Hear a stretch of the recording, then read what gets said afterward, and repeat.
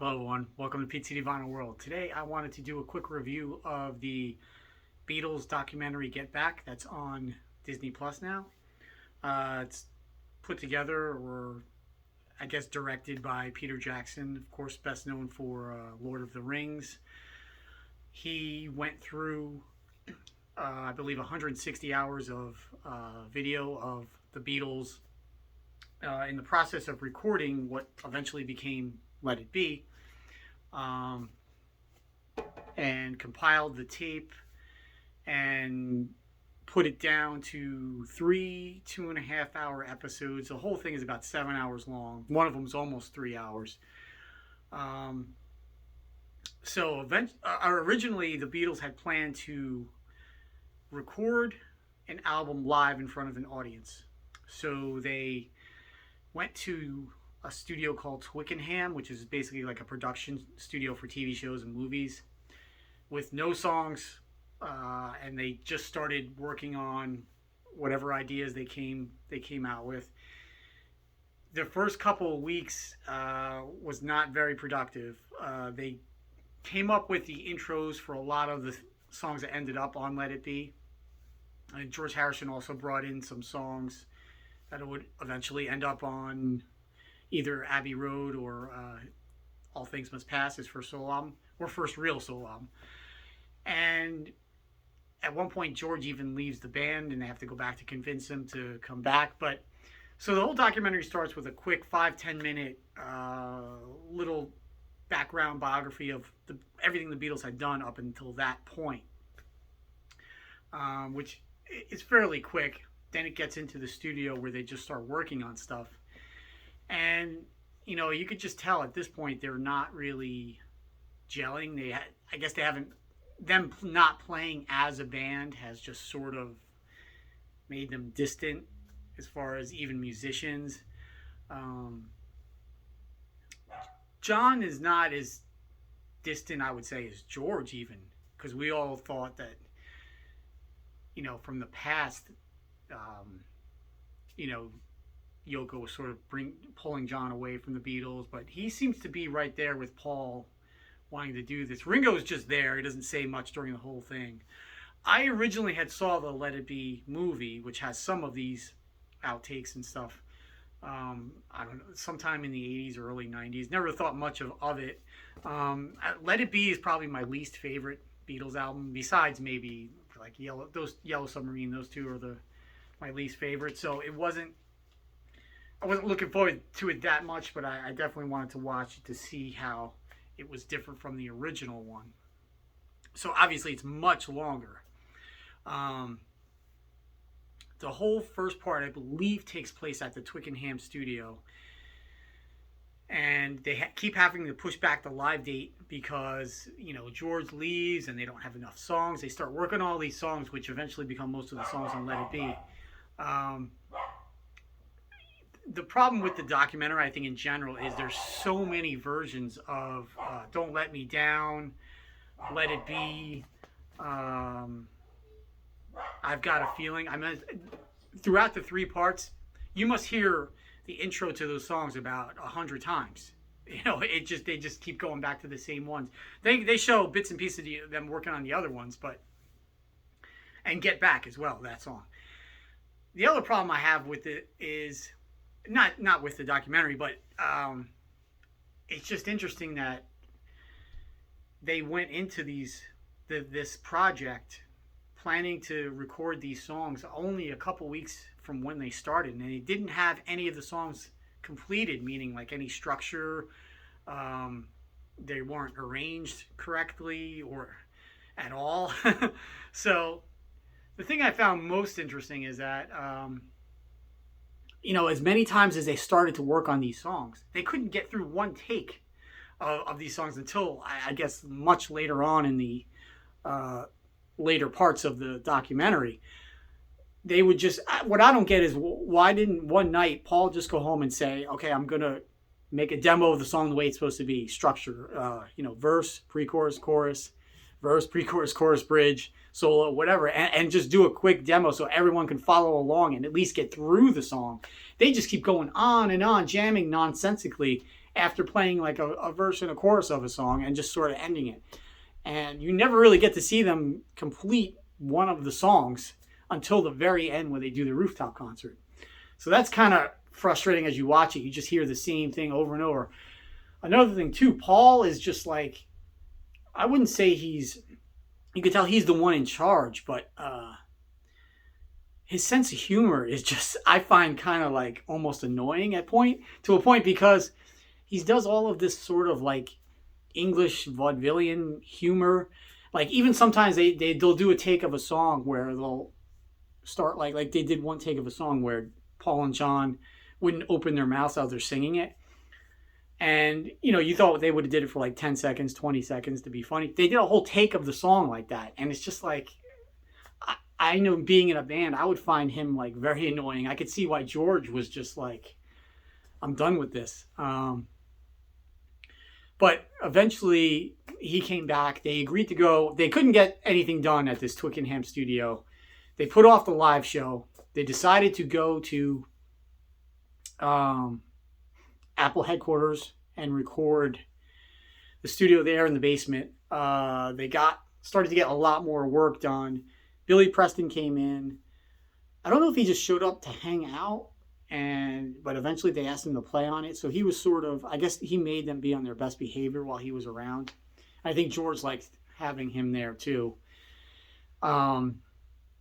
But again, you see the same thing. They're running through "Don't Let Me Down," "I've Got a Feeling," "Let It Be." I mean, for the 100th time now, you've seen this. This is only like probably halfway into the documentary. The interesting is too, George also has "All Things Must Pass" and some of the songs from Abbey Road done. I can't believe they didn't make it on here. And like, "I Me Mine," which I think is like the worst George Harrison song that he did with the Beatles. "For You Blue." Why? How could "All Things Must Pass" not make it on here? Besides "Get Back," "Let It Be," it's probably the best song that they had.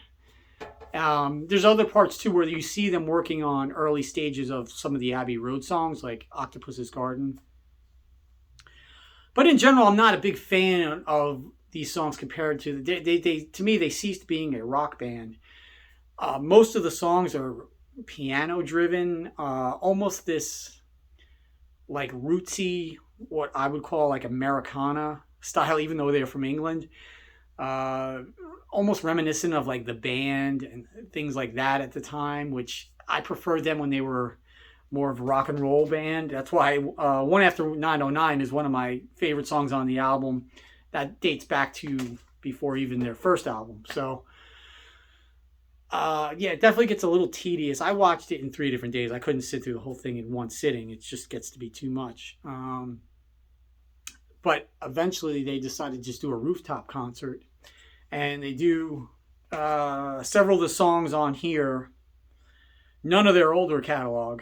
And a couple of them they even repeat, like "I've Got a Feeling," "Get Back," and what's the other one? "Don't Let Me Down," which didn't even make "Let It Be." So after that, you don't really know.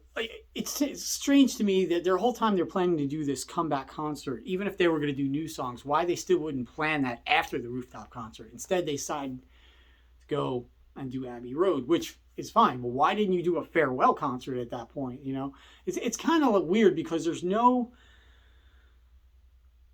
there. George Martin is there, but you think as a producer, he would step in and say, "Hey guys, what are you doing? Like, finish the structure of these songs." Glyn Johns is also there as the engineer, but eventually he more turns to the producer role. And you don't see much of their manager. There's no one, and Paul even says, "We need someone to tell us what to do," and blah, blah, blah at one point. That would have helped them, I think, even at the end of the career, to at least get like a couple farewell shows or something organized where they just sort of went out in a whimper after Abbey Road.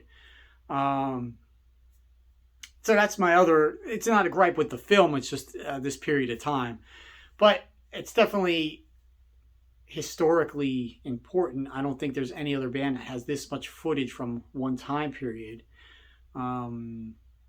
I was wondering, they filmed all of this. I wonder if they filmed anything with Abbey Road. I know there's some photographs of them recording the album, but never heard if there's any actual footage of them recording. To me, that would have been a lot more interesting. That album to me is way, way better than what Let It Be became. I guess Phil Spector had come in and taken all the tapes and put together Let It Be for what was there. I don't see John being that unhappy. He seems pretty into the project most of the time. Some other things that are surprising about it, these guys play each other's instruments a lot. Like you'll see, they had one 6-string bass that all, Paul, John, and George were all sharing on different songs depending on who was playing piano, this and that. Paul might pick up George's guitar, play it upside down. Paul, in the beginning, at the other studio, had another Hofner bass, which wasn't his normal bass that you see all the time. And apparently that one was stolen. It's sort of like a Sunburst Hofner bass. So you see it there. So that's kind of interesting. But later on, he starts using the Hofner bass that he's best known for. I'm not going to really rate it on a scale of like 5 stars, 4 stars, because it is what it is. It's a historical document of them. And people say that the original Let It Be movie was sort of very negative and this and that. But I don't know if this was made to make it seem less negative. Or the other thing too is a lot of times they'll break out into one of their older songs, like Every Little Thing, or Help, or Love Me Do, and they always do it in like a slow bluesy manner instead of just. It's almost like they're so anti what they did in the beginning that they don't even want to touch that stuff, And to me, it's like when a band does that, it's kind of it's off-putting to the fans because that's the stuff that got you there in the beginning, So it's like I wish they would have embraced that a little bit more. I mean, on the rooftop concert, it's all newer songs. They don't play anything old except One After 909, which is a song that nobody even knew at that point. It was because it predates their first album. So that's kind of weird, I would say. Paul, at this point from, Sgt. Pepper on, he does these like, I don't know what I call like almost like English folk ragtimey type songs, which aren't rock and roll at all. And the others, and the other guys in the band don't really say anything like, why are we doing this type of music? They all just have their own songs and are worried about their own, and they just let Paul go off. I mean, yeah, Get Back is great and Let It Be is back, but some of the others, I don't know.